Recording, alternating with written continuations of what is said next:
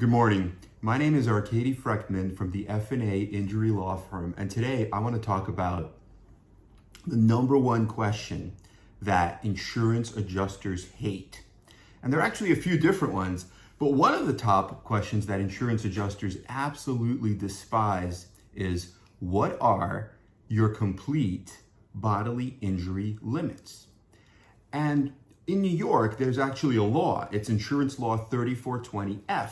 And we put that code into all of our initial letters of representation that we send to the insurance carriers, notifying them that we are going to be representing a personal injury plaintiff.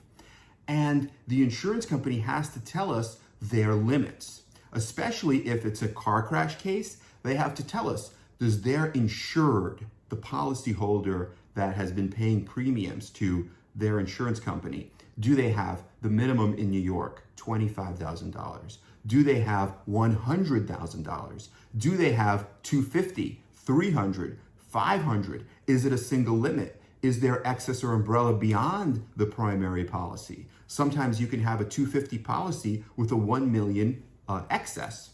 So it's very important to learn this. And the reason they don't want to tell you is because they think that if you have a serious injury and you know that there is like all this available resources and all this available money, that you are going to go after it. So what they really try to do is protect their assets. They're a financial company. Just like if you owned a company and you issued stock to shareholders, you would care about your bottom line, your profit and loss statement.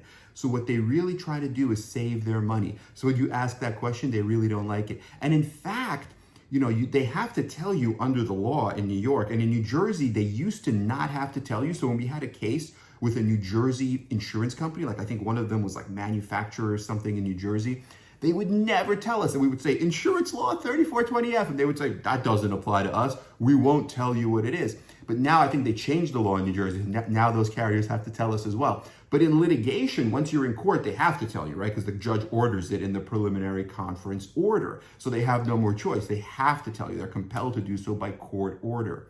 But what they do is on bigger cases, like on ceiling collapse cases with apartment buildings, they'll just tell you and disclose, we have $1 million, right? And then you're up going to trial, and your client might have like a serious injury, like a spinal fusion surgery, and you're negotiating with them, and you say, okay, we'll tender the $1 million because that's all you have. And they say, no, well, by the way, because again, they don't want to hide the ball. So that they send you a disclosure, oh, we have like $10 million in excess beyond the $1 million. Wait a minute, why didn't you tell me that at the preliminary conference order when the judge directed you to? You see, all they do is play games, they hide the ball. It's like one of those three-card Monte games. So you have to be careful. You have to always be diligent, always be searching, discovering information, never back down, and just be tough with these insurance companies.